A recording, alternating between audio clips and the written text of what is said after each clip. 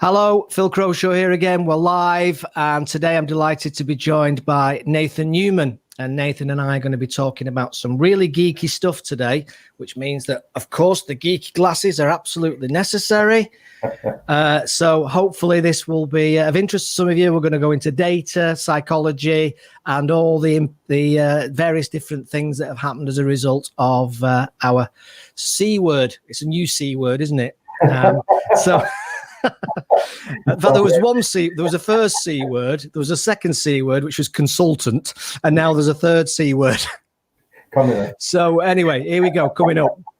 I want to be there and baby dance the night away. I let my head down if I want.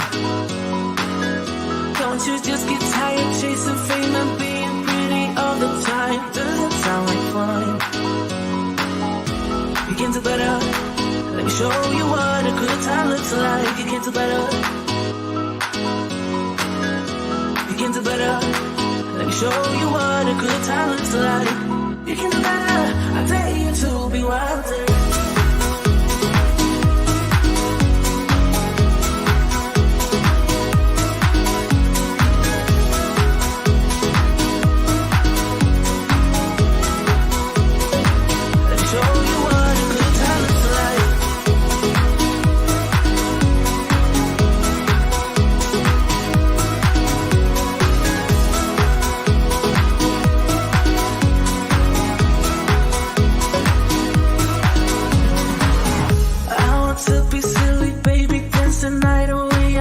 Shoes off if I want. Let yourself be free and maybe you will find that there is more to life than being pretty. Honey, let's just face it. Baby, let your head down, be a little wilder. Baby, kick your shoes off, you don't have to hide it. Baby, let your head down, be a little wilder. Baby, kick your shoes off, don't hide it.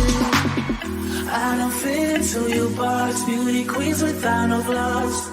You can do better, I dare you to be wilder. Okay, very warm welcome to the show. It is the 17th of August, so 17 days and 31 days of live streaming with me, Phil Croshaw. And today I'm delighted to be joined by a guy that I've not known for that long, actually, just a few months. But I'd like to think that we've become quite good friends in that short period of time, but he might have a different view on it. So Nathan, very warm welcome to the show, sir. Good morning. How are you? I'm great, thank you. Okay, so let's just crack on then. Just talk to me a bit about your background and your area of expertise, because I know I was very intrigued by it and fascinated by it at the start. So what have you been up to over these last decades? So a bit of a non-linear mongrel of types. I've hopped across a lot of different disciplines and industries over the last 15 years or so. I started off in the video games industry back in 2005, and spent 6 years in video games and shipped 4 games in that time, which was pretty hectic but interesting. And I had a bunch of different roles in video games that were mostly on the design and the art side. And that progressed to helping to turn projects around and pitch new IPs to publishers and all that kind of stuff. So that was kind of my university. Because I started really young. I started when I was 18, and that was my introduction to full-time working and having responsibility and all that stuff.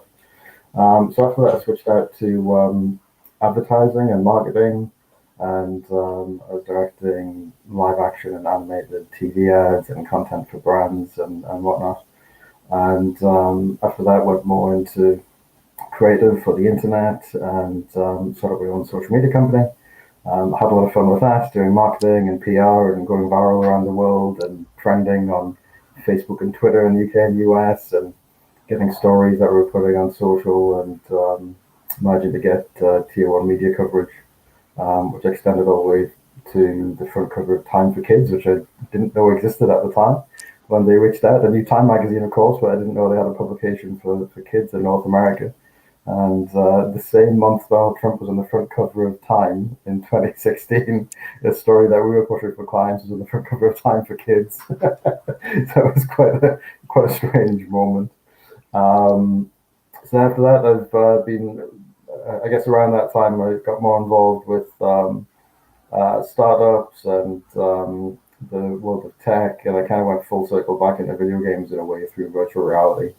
And virtual reality was something that gave me a completely different perspective on what immersion meant, what it meant to relate to someone spatially through content, and how their emotions and their psychology could be kind of affected, if you will, or how those experiences could be massively entertaining, but they could be quite influential as well. And that was an area that intrigued me quite a lot. And then more recently, I've gone down some slightly different paths, but still related to everything I just told you about, where I'm involved in all things virtual events and live streaming on the media side. And then the other side, I have another company which is more focused around marketing, research and development, where we can provide answers to brands and companies who are looking for new ideas that would validate new conceptual models or commercial models in this crazy little time that I've been referring to as the extreme present. So you've not really been doing much then over the years? Sitting on my hands, mostly. That's probably the short version. Yeah.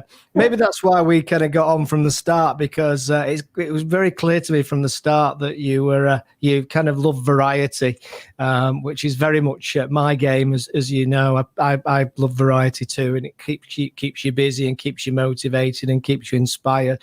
So obviously been as you say, crazy times. All the adjectives and cliches have probably been used, but it's just true. And it's still crazy. I think people are still trying to get their heads around it. What did you see change very quickly at the start when they suddenly said, okay, we're going into lockdown? In your world, what did you see change, and what were people asking you in your clients and your networks? So, just to go back to one of the phrases I mentioned before, the extreme present, I want to credit it because it's not my phrase. It comes from a book called The Age of Earthquakes, which popped up it was published in 2015. And there was three contributors to that. And one was Douglas Copeland, the guy behind the Generation X novel and phrase. And that book was a precursor to something called The Medium of the Massage from the 60s, talking about electronic media and the future of that and how that could influence people. So going back to the question you just asked, I saw disaster everywhere. I saw panic. I saw people very fearful of being socially disconnected. I saw people very rapidly trying to think about how to maintain the life that they already had and almost mourning the loss of it, all the way through to people very quickly realizing now's the time to re-examine everything and, to use a social science term, to remake their life. Because some people, I think, were quite hopeful and optimistic that maybe the lockdown and the pandemic was going to be something that would just blow over. And one of the first countries to get hit by COVID was obviously China, and that almost became the model. You know, it almost became the country everybody looked to see, you know, how many cases do they have? Are those cases coming down? Is it clearing up? You know, if it took them 2 months to get rid of it, is it going to take 2 months for the countries to get rid of it? So there was a huge amount of uncertainty and a huge amount of panic. And when I was keeping an eye on a dashboard that was keeping track of cases and deaths, I also had an index of keywords in media globally that was popping up.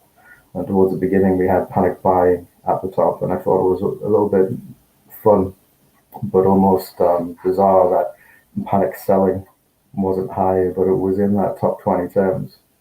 And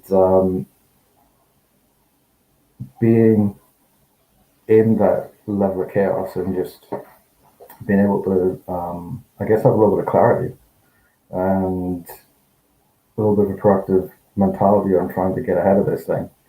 And rather than being hopeful and imagining that the whole thing was going to pass over in the space of 2 weeks or 2 months, taking a longer term view and just committing to the idea that, okay, there's probably going to be about 24 to 36 months of disruption here, one way or another. The solutions to these problems take a lot of time, and there could be corona winters. That was an expression that came up really early on. And just based on those bits of rationale alone, and looking at the velocity of cases and how it was being handled, it seemed to be relatively straightforward to come to a conclusion that if you were to take a longer term planning decision while everyone's going crazy and trying to figure out what to do and making rash decisions that are too much based around the short term, that this crisis was the best time to start thinking in longer periods of time. Yeah, so obviously, I know you obviously have had quite a lot of experience in involvement in events over the years, along with everything else. And one of the things I know you were involved in, and I know you set up something called Social Broadcasting Company as a result of this, was the events industry and its sudden desperate need, and arguably it's not changed, it's still a desperate need to find different ways of holding events but online instead of in a live environment. Probably much easier to say than do. So what has your experience have been of that? Is that true? Were people looking for those online equivalents? And if so, how did they go about it, and how have people found it? Yeah, there was a huge pivot across the whole industry, and I think that it's fair to say that the events industry hasn't been as technologically advanced as it could have been in comparison to other industries, and that it's probably been 5 years behind, maybe even a little bit further behind than that. So all of a sudden, everybody became broadcasters. Everybody was trying to figure out how to do live streaming, but then it was very much a case of thinking, well, is it enough to be visible? How much can you charge for a virtual event? What does that look like? And very quickly, there was this whole kind of stratification of live streaming that evolved, where the bottom layers of that hierarchy was, it was death by Zoom. It was people flicking on Zoom and broadcasting to YouTube or to Facebook. And at the top, you had the likes of video games. You had Fortnite and the Travis Scott event, which was seen as the pinnacle of the virtual live event, and everything in between. So what happened was that everybody panicked. Everybody wanted to figure out how to do events of all different shapes and sizes, and everybody pivoted to doing all things virtual. And along the way, I was reflecting with a couple of business partners and people that I've worked with over the years, and we kind of came to the conclusion that there was a gap that we could fill that was more based around the ideas of emotional design and the experience of a virtual event, because that was one of the things that everybody was overlooking. It was a lot of people polarized around the idea of content and what good content was, and all of a sudden that was a new debate. Is it a PowerPoint that you flick through, or is it bringing someone into a video game to have a virtual concert? And if those are the bookends, what's in between? But ultimately, the through line between all those things, whether it's a Zoom session with PowerPoint all the way through to being inside of a virtual music concert. Have you seen, just incidentally, have you seen Real Player One, the movie? Ready Player One, yeah. Yeah. I watched it over the weekend, and I thought, blimey, it just kind of makes a Zoom call look a bit weak, doesn't it? Yeah, exactly. Yeah, for those of you that haven't seen it, it's basically virtual reality in the future, and the idea that you totally immerse yourself in the game, and just a fascinating concept. And do you think it's one of those things that is? Do you think it is sci-fi, or do you think it's really quite possible? Ready Player One? Yeah, the concept of it. That's coming. Yeah. That's coming. If you look at the level of investment across, because Facebook and Oculus, and then Sony with the PlayStation VR, and then the rest of the industry, it's essentially a precursor to the spatial internet, and immersive technology is a huge component of the spatial internet, and that's what's being built right now. It's the infrastructure to have the spatial internet and to have what us nerds and geeks refer to as the metaverse, which is almost this parallel technological dimension where you can dial into it by putting on a headset or putting on your Apple glasses when they come out. So it's most certainly coming. It's just a question of how long it's going to take to get there. But over the last 5 or 6 years, the foundations for that to happen have been laid by all the big tech companies, and they're just building and iterating on top of it. When you watch Star Trek now, there's so much of it, isn't there, that's now is mainstream normal life. But you forget that when you watch Star Trek back 25, 30 years ago, that really was science fiction, wasn't it? Oh, yeah, absolutely. We knew the thought that if you go back 20 or 30 years, that at some point in the 2020s or 2030s, we'd be essentially crawling inside video games that experience it. Yeah, well, exactly. Do you know? I remember I've told this story to a few people actually. When I was at Thomas Cook in the 90s, I remember a very well respected technical guy at Thomas Cook talking to me about, because I was saying to him, "Can we not show videos in the branches of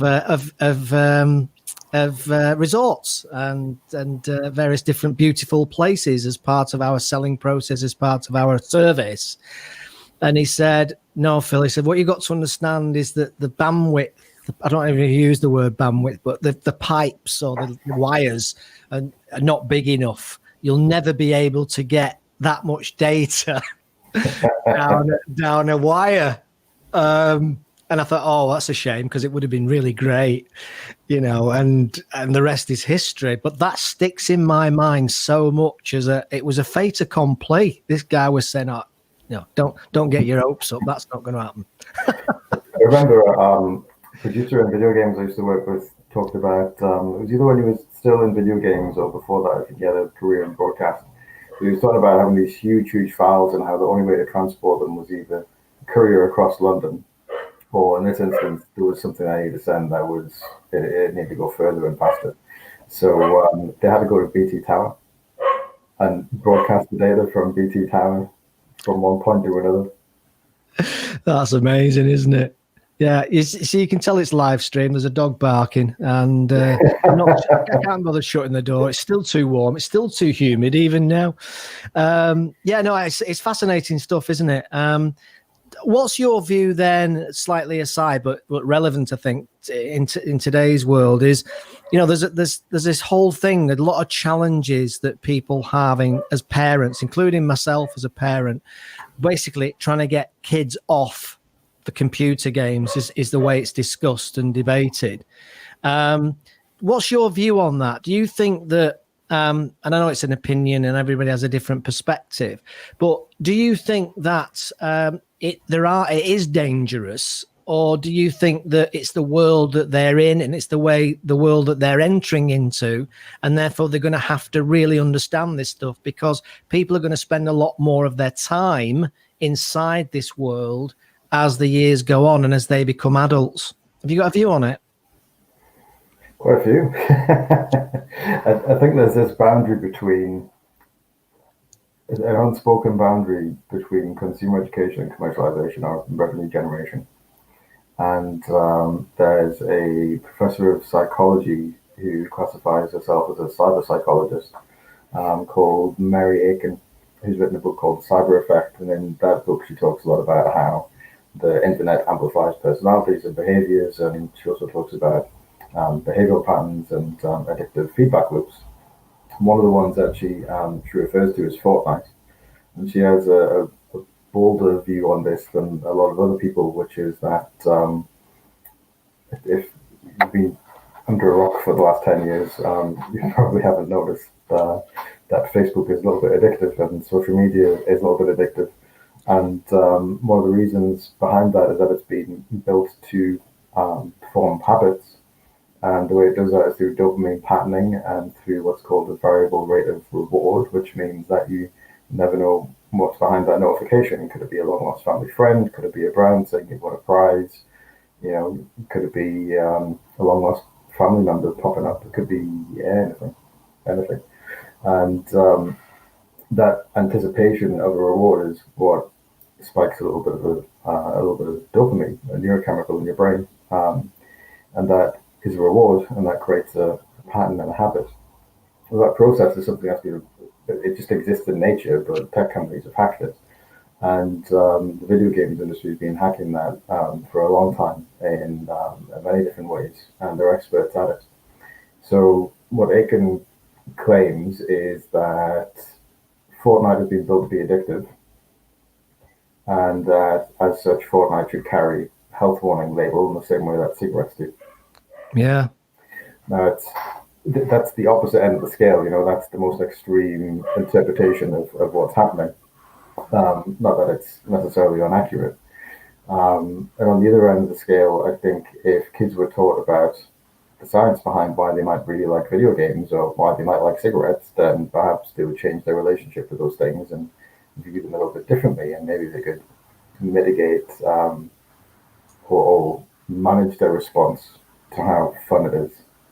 And if you look at the gambling industry, that's deep in regulation now, and the common message is when the fun stops, isn't it? And I just wonder, it does concern me a little bit because there's a level of impulsivity that's being patterned with these types of responses, and it's happening at scale. So I don't have the answer, but I think those are the two bookends. Here's a video game that's fun, that's producing a lot of money, and on the other end, this product is creating an addictive behavior and increasing impulsivity in kids. So what do we do about it? Yeah, it's a really interesting debate, isn't it? And my personal experience of it, even recently, is with Roblox, which I think is a similar kind of Fortnite addiction scenario that you've just described. And I saw it actually very late last week, and my son or my daughter rang me up on the Friday and said, "Dad, I've got a situation." She's coming up to 14, and you think, oh my God, what's happened? One of those kind of things. Because my kids don't live with me; they live with the mum. And then you think, oh my God. She said, "I'm ringing on behalf of Aiden, who's my son.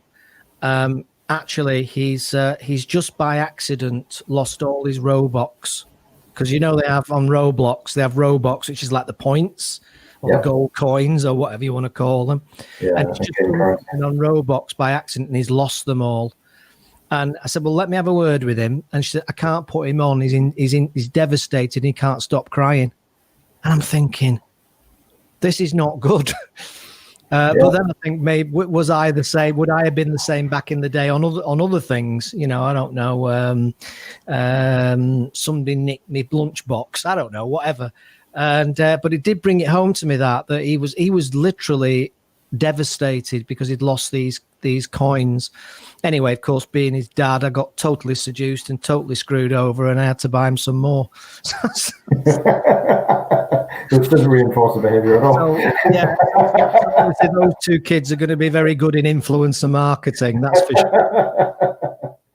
Well, yeah, it's I don't mean to be the one to spread doom and gloom, but I do think it's a little bit troubling, just in general. It's those habits and behaviors are associated with gambling, and that sense of loss is really heightened depending on how long it's taken to work to build something, but also the relationship to value or to things is being developed through electronic means.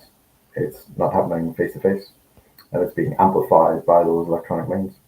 Yeah, no, absolutely. One of the other things I was going to talk to you about was the importance and the relationship of data to marketing and the science, because I know this is something you're involved in and you know quite a bit about. And I get the distinct impression a lot of small businesses I deal with seem to be really struggle with the idea of and the implementation and execution of data supported decision making on marketing. Obviously, because organic's free, they can just throw anything out there they want to. Is that been your experience that small businesses in particular, maybe businesses in general, are slow to pick up the need to be very clear on the measurement of their marketing in data terms, rather than just throwing it out there and maybe actually investing some money into it because the free options there and available and easy to do? Yeah, I mean, that activity needs to be targeted, and I'm kind of looking at this from a couple of different points of view. One is data science, and on the other side, I've got that R&D component in my background and what I'm doing at the moment. But I'm also doing a psychology degree for free. Sorry, for fun, for free, not for free. That's your wishful thinking, that is. So data is just essential. It's the idea that data is the new oil is driven by this idea of the value that data can drive. And if you just scattergunning content everywhere and you're not measuring it and you're not learning, then what's the point in that activity? Because there's a lot of time and energy and effort that goes into pushing that content out, or this behavioral trigger out, because that's kind of what content is. And to not be thinking about that scientifically, or to not be thinking about it from a point of view of just a simple feedback loop of test and learn. To test and learn, you really need to have a hypothesis, or at least have an idea of what kind of questions you want to ask of your audience, of the data that you're going to get back. Because if there's no level of inquiry behind what you're doing, then why do it? Yeah, no, I mean, that makes absolute sense what you're saying. And that's certainly been my experience. Do you think that people are, I was going to say, I don't know if this is the right way of putting it, but you'll get my gist, patient enough? Because I think you and I have had the conversation before, haven't we? Obviously, when we've been talking about various different things we've been doing together, about whether people understand the difference, for example, between sales and marketing, and the difference between brand development and sales. Do you think that's something that's a problem in terms of people's, I suppose it's the world of instant gratification, as I call it, that people just want to put an ad out and then a week on Friday, they've got 38 more leads. They don't always follow them up. But that's another conversation altogether. But that impatience factor. Yeah. Well, I'm going to ask you a question because I've been thinking about this recently. And just as a bit of context, I've worked with paid media teams, and there can be some wonderful people there, but generally they're, and this is complete generalization, my view, not Phil's view, the people who've been in paid media for a long time remind me of traders. They seem maximized by dopamine and by adrenaline, and they're looking for the win, and they're too short-sighted. They don't have longer-term thinking, and mistakes happen in what they do. And when mistakes do happen, it can be pretty bad. So I think those teams or people in those positions maybe burn out faster than others. That's been my observation anyway, and it's because there's this amplifying effect that is creating this feedback loop, like we talked about, where they're looking for the reward, and if it comes or it doesn't come, it's a positive dopamine cue or a negative dopamine cue, and the negative is just as addictive as the positive one. So if you lose, you're just still stuck in that trap. So my question to you is, from 30 years or so to now, do you think people are more impulsive in business? People are more what, sorry? Do you think people are more or less impulsive in business? Oh, crikey, yes. Significantly so. I think more impulsive. Well, I think arguably everybody's more impulsive in everything. I mean, certainly just in something as simple as the Amazon revolution, I think, is an area that's just a perfect example of it, that I think affects 99% of us. That whole thing of, oh, that looks interesting, that looks good, oh, I can have it, and oh, they can deliver it here in Manchester, potentially even this afternoon, they could deliver it, but certainly at the latest by tomorrow. And I can click it and I don't see the spend because it just gets taken out of the account as electronic money. I don't hand over the cash. And I think that that's very, very impulsive. So in my world, if you're into cameras and microphones and media and all that kind of thing, crikey, you know, it's very, very dangerous. And there's a lot of impulsive spend. And I think what's interesting as well is in your mind, you're thinking, well, I'll buy it, but I can always send it back. But very rarely do you send it back. Yeah. So yes is the answer to that in simple terms. Very impulsive, I would say, in comparison. I think that the regulation of those emotions and just the levels of emotional intelligence are certainly rising. But I think that there's not a lot of self-reflection. You know, everyone has busy lives. There's short attention spans out there. There's, you know, this need for gratification. And when you make that decision to buy the thing on Amazon because you know you can get it, you know, the same day, as you know from sales and marketing, people make decisions to buy based on emotions rather than rationale. And we don't realize that though, do we? We think we're making a whenever we buy anything, we're convinced that we've thought it through, we've considered the options. And yet, as marketers know, certainly in places like supermarkets, we're lambs to the slaughter, aren't we, basically? Yeah, absolutely. I mean, these systems are set up to extract cash from us, to extract decisions, and we're often not honest enough to talk about it. It's not because we don't know what's happening, it's because we like to feel like we're in control of what we're consuming and the decisions that we make. But just going back to the cash point that you made, I remember seeing a documentary, it was a few years back now. It was called The Men Who Made Us Spend. And it was really great. It was on the BBC. I've forgotten the name of the guy who was behind it. But one of the things that they looked at was the levels of emotional pain that you experience when you pay for something. And they compared handing over cash and how it feels like a sense of loss versus chip and pin. But then, of course, we've gone from chip and pin to contactless, which I like to call painless, because you don't have to at all. And then we got, you know, one-click ordering and purchasing on Amazon. So it's like that. I don't think it's an accident, but it seems like that level of emotional pain that comes with parting with your money has been architected in UX terms to be extrapolated to the point where it feels the least painful to do a transaction so that you don't think about it. Yeah. Oh, crikey. That's so interesting and so true as well, isn't it? I remember actually when Amazon brought out the, was it one click they called it, didn't they, at the time, back in the day? They called it one click to buy, was it? They called it one click to buy. And that was amazing. So one click, yeah. And it was literally, and it was a big thing at the time, because before that, I think you had to go through various processes on the user interface and you had to enter things and all the rest of it. And suddenly it was one click to buy. And I'd love to see what their sales and revenue numbers were the year after they launched that. I'll bet the graph is almost vertical upwards. Yeah. But just imagine how, if you reflect on that for a moment, imagine what it feels like to just click a button and know that something's going to show up. Yeah. Yeah. Or you're just clicking one button. Yeah.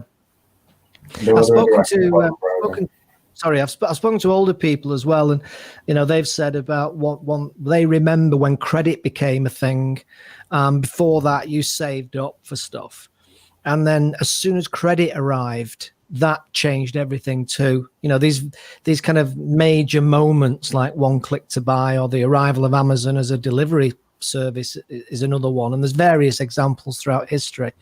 But I have spoken to older people, I think it might have been my parents, and they said once credit became available, all of a sudden you could have it now and you no longer had to wait 5 months while you saved up.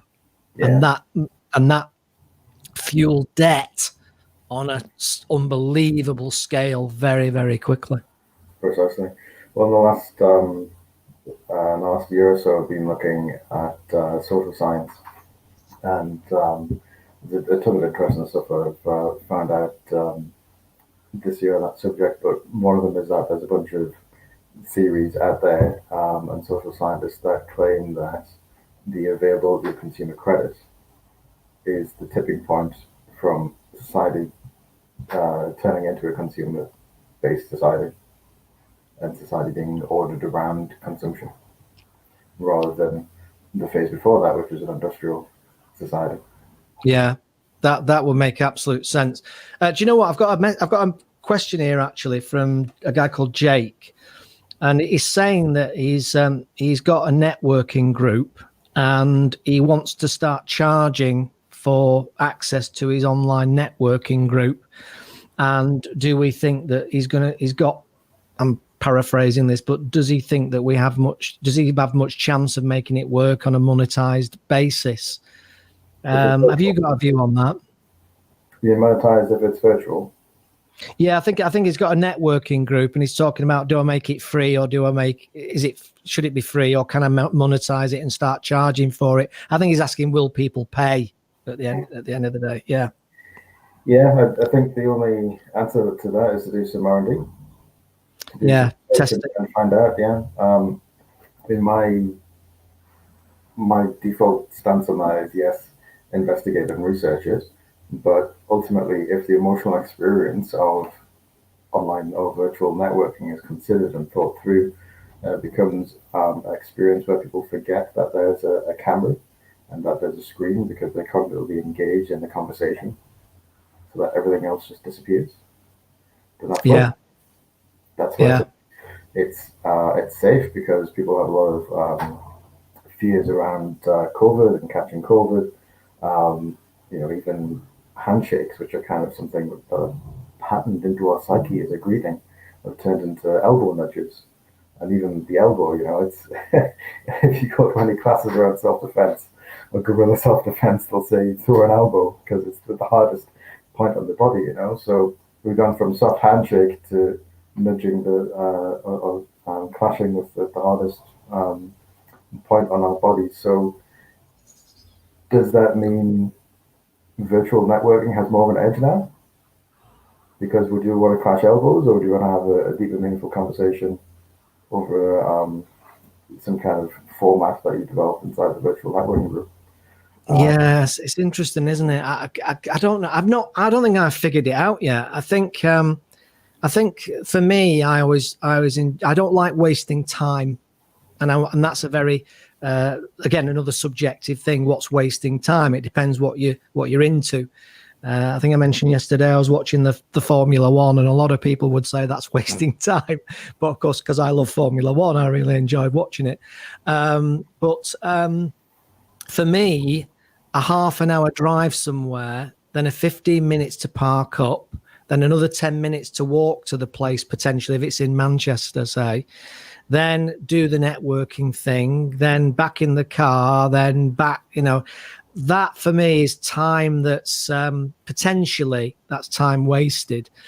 If I can literally just come down, put a computer on, go into the networking experience, come out again and crack on, that I prefer that.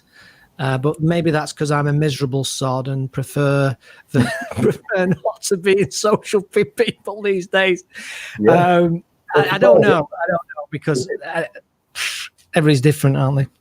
It's the power of the internet. The advantages in virtual networking are huge, and it all comes down to trying to create in psychology in psychology you call it the total product. So it's not just here's a pen. How good is the pen? It's what's the environment that the pen's sold in, what are the emotions, and what's the psychology around that pen. And that's where some of these ideas around emotional design come into my work. So if I was to look at that virtual networking monetization concept as something to explore, I'd be thinking about how much time can someone be saved, how accurate and meaningful could those connections be, because wandering around a a room of 100 people and bumping elbows and not knowing who's there and whatnot is kind of great in the physical world, but in the virtual world, you want that to be as optimized as possible. You know, you want attention to be real. You want to stack up 10 meaningful chats that'll take 5 minutes that have already been vetted so that you know you're getting some kind of value. So it's all about what kind of deals you could get out of that network, how big is the network, how can you structure the interactions between people in more interesting and meaningful ways. And if you can crack that code, I think you should absolutely charge for it. Yeah, no, it makes sense. I think the other thing I would perhaps add to that is understanding the market. If there are 36 other online networking events that are around and about that do exactly the same thing, and they're all free, and people are struggling to find the time to attend those, never mind another one. I suppose another thing to think about as well, Jake, is excuse me, is it different enough? You know, because if it's not different enough, then there's a chance that people might not pay for it because there's other things available which are free of charge. That makes me think, actually, Nathan, there's something else that I've been thinking about recently is there's a very big increase, and there will be a very big increase on people thinking about starting their own businesses. And one of the things I've seen over the last few years of concern to me is the lack of research that people do before they start businesses. Yeah. Now, I know there's this argument that says, well, just do it. And I get that. But at the same time, I'm not convinced people do enough research on the market, demand, interest, pricing, to what degree it's already saturated, all that sort of thing. Where do you sit with that? Do you think that more research needs to be done, or is it a case of sod it, just jump in and do it? It depends on the individual. So on the micro, and then also the immediate network, and how good is that network, and how large is that network, and what kind of value can they tap into from that network. Because ultimately, you need time and space to be able to make sound decisions, and you need to be able to make honest assessments of where you're at. So let's say you had a couple of grand in the bank and you thought, right, there's this business idea I really want to do, COVID's hit, everything's going to hell, it's time to start a business. If you have enough money for 2 months, is that really a good decision? You're going to give yourself 2 months to figure something out?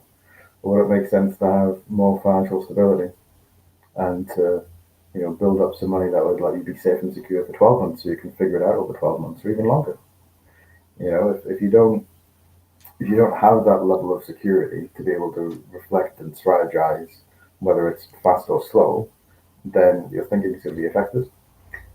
Just one little example to kind of throw into the mix there, which is from a study that was done in India on rice farmers. And essentially what they did was in this part of India, you had to reap your harvest, you had to sell all your possessions because people were living in poverty, and you had to sell all your possessions to have enough cash to reap the harvest, and then you have financial stability again. So what scientists did is they came in and they wanted to look at financial well-being and how that was relative to poverty, or Maslow's hierarchy of needs, which I'm sure is something that you're familiar with. Yeah. What they did was they gave all the farmers an IQ test before the harvest and before they sold all the possessions. And then harvest came, the farmers sold all the possessions, and then they were given another IQ test, and the two values were compared. So what that means is you had some kind of security when you took the first test, and then you had less financial security when you took the second test. What do you think happened between the two tests? Go on. A drop in 10 IQ points. Blimey. 10 IQ points is the equivalent to doing an all-nighter and feeling really tired and trying to work for 24 hours, or being in some stages of drunk stupor. So if you want to set up a business now, you need to set it up in a way in which you have financial security, because if you want to be making decisions with a 10-point IQ drop, or with your regular intelligence. Yeah, I mean that is so true, and in the age of the Zuckerberg stories and things like Dragon's Den, there is a definite perception, isn't there? Perhaps amongst young people, and I'm generalising like you were earlier. I'm generalising, but perhaps amongst it's cool now to be an entrepreneur. Back in my day when I left school, I went straight into employment then, into the travel industry, but. People who started their own businesses were basically the thickies. I mean, you've know all levels. What you're going to do? I'm going to start my own business. Oh, right, okay. I'm going to work for my dad. That kind of thing. And now, of course, it's cool. It's cool now, and it concerns me sometimes that I think that maybe the younger end are. I mean, everybody that goes into business is naive. Let's be honest. I don't think any of us that have done it would have that age-old question. And I've asked this question of a number of people over the years. As you know, I've interviewed a lot of people, particularly business people and people from politics and such like. And I asked this question to I think it was Simon Woodruff, who was the founder of Yo Sushi. And it was that whole thing about if you knew what you knew now, would you even go near it? 10-foot barge pole. And he said probably not. So it's probably a good thing, that naivety. But I think it links to what you're saying there is about if you've got £1,000 and you think you're going to have the best business in the world by the end of the month, because by the time your grand runs out, then you might be 1 in a billion that happens to, but the clue there is statistically 1 in a billion. Then the question is, will you have the depth and breadth of financial stability to be able to last you as you hit the buffers, which you inevitably will? Well, people tend to think that there's a very simple level of cause and effect to what other people might perceive as success. And at the risk of sounding controversial, I think that the self-help industry thrives on selling people hope. It doesn't thrive on selling them solutions. Oh yeah, crikey! Well, that's been true, isn't it? The entrepreneurs, as we've called it a few times before.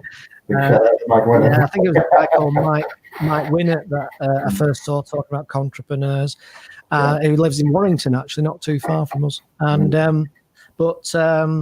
it's like I've got this shiny, do these 7 things and be a millionaire in 3 weeks on Tuesday, and it's like flipping heck, and it's that selling hope. And I don't know what's more sad, the fact that these people have the audacity to make money out of that thing, or whether the people, is it buyer beware, and they get sucked in. But desperate people will do desperate things.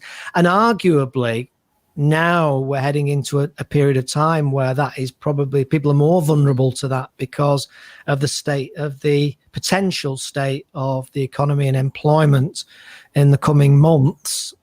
People tend to be a bit more desperate and therefore might be a little bit more gullible, maybe. That's exactly it. There's a level of uncertainty and a lack of security that's in the air because of COVID, because of furloughs, because the country is now in recession. So that 10 points IQ drop is a lot more real for some people than it is for others. And that's why all these con artists are out in force through YouTube ads right now, and through paid media ads. It's because they know that it's the right time to fish for results. And because of the likes of Dragon's Den and this idea of entrepreneurship, and all Silicon Valley startups start out of a garage, which is absolute horseshit. It tends to paint this picture that the road to success is really simple. So I think there's a level of that thinking and rationale which is somewhat toxic that people need to be on guard against, especially now more than ever. Because if you make an emotional decision to start up a business because you've seen some people get some investment on Dragon's Den, it's not the most sound decision, but it's totally reasonable as to why you might make that decision, because you've been told that that's what people do and how easy it is to get there, and you haven't necessarily examined all of the pain that someone's gone through to get to a certain result. And not a lot of people talk about how many times you have to fail in business before you get something that works. Oh yeah, crikey! If I just counted up the failures over the years, but both in career. I mean, I've had a corporate career for a good few years before I went out on my own, as they say. But yeah, God, blimey, mistake after mistake after mistake. But I think I am a big fan of the fail fast concept. I love that idea. I don't love failing, of course I don't, but fail fast I think is a key. And I think because you know you're going to fail, if you fail fast, you can readapt, or you can review what you've done, change it around a little bit, rather than that slow. What do they call it? A death by a thousand cuts. You know, and I do see clients who do that. How they just slowly but surely. They basically, you can see the inevitable outcome. But for goodness sake, if you're going to fail, which you will, fail fast, I think is the message I would certainly put out there. Yeah, and you have to learn from that failure as well. I'm not quite comfortable with some of my failures to talk about them openly at the moment, but there's some really hurtful ones in there. There's some mistakes that I've made where it's created more trouble further down the line. It's in some cases created financial trouble or relationship trouble or business trouble and different capacities. And those lessons have been really brutal. They've been really hard. But in every instance, I had to reflect. I had to reflect from the point of view where it wasn't rumination and it was causing me disaster and more heartache, but reflect to the extent where I could adjust decision-making processes that had falsely fallen into, or be able to look at things from a holistic and healthy point of view and appreciate the reasons for why certain decisions were made in a certain way. And once you unpick all that, you gather up a little bit of clarity that comes from a place of truth rather than self-delusion. Because I think we all like to lie to ourselves. You can start to make better decisions and build on the stuff that you've learned from failing. And I think that's the most critical skill right now.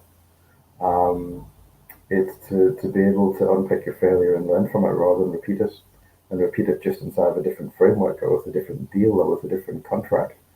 You have to be able to recognize the patterns and try and reverse some of those patterns that are unhealthy. And that's the most difficult part. It's being honest and truthful with yourself when it comes to those big decisions is the hardest thing, because you have to step away from the emotional side that's driving the decision making and be quite pragmatic about things. Otherwise, you can end up getting distracted by shiny things that are maybe going to be quite harmful. Yeah, I think that's a big learning point. And I struggle with that. The romance. I get passionate and excited about things, and I've learned though over the years, if you get too romantic about it, it's extremely dangerous.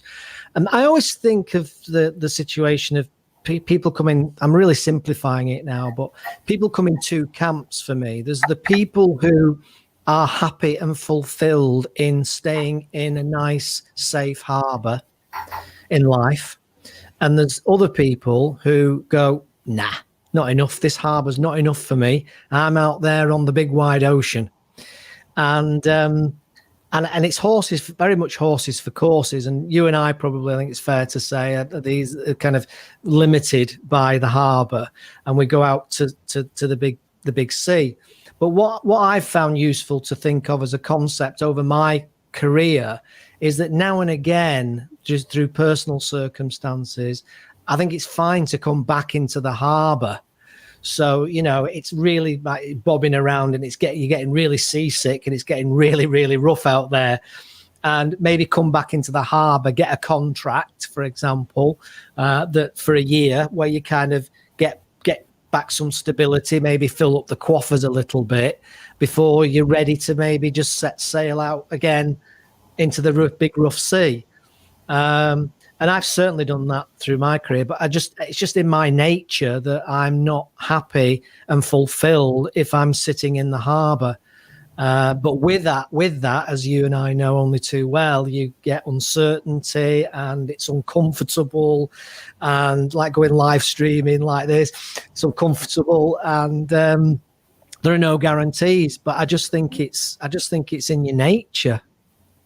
There's a lot that you can learn from uncertainty, and I like your model there of high seas versus harbour, and I think that you learn the most from uncomfortable situations, and there's a fine balance between seeking out uncomfortable situations versus knowing when to play something safe or when to seek a bit of safety. And part of that is, I think it's a self-learning exercise, isn't it? You have to be able to understand where your limits are, what your tolerances are, and how much stress you can pick up, and how you then mitigate stress and reduce stress as well. Because once you got that level of self-reflection, you can figure out where the limits are that you want to push or that you're comfortable with pushing. Yeah, no, absolutely. Right, we're coming up to the hour, so we'll probably call it a day there. Brenham, we're planning on 30 minutes originally, and I knew there was no chance we were going to do 30 minutes, knowing you and I. How can people get hold of you, Nathan, or how can people find out more about what you're doing and SB's social broadcasting company and SBC and all that? Yeah, so we go to socialbroadcastingcompany.com. There's an inquiry form on there, and you can send me an email. Or you can go to cfi.science, which is my marketing R&D company, and you can reach out through there.